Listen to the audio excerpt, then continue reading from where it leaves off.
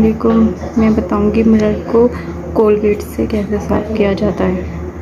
और ये सब ये जितना भी गंदा हो रहा है ये सब साफ़ हो जाएगा। ये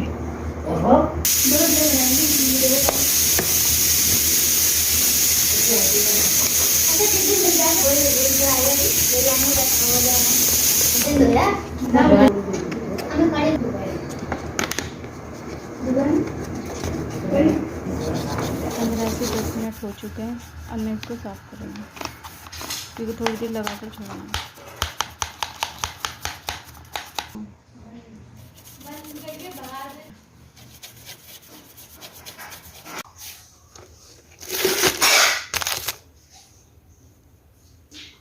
बेटा अम्मी कहेंगी सारा कोलगेट खर्च कर दिया।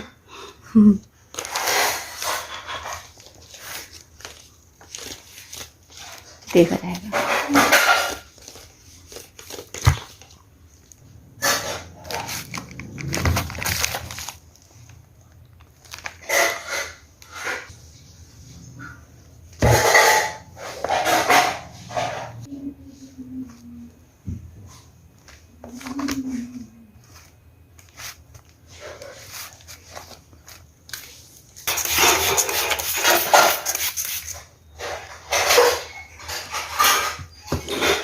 देखिए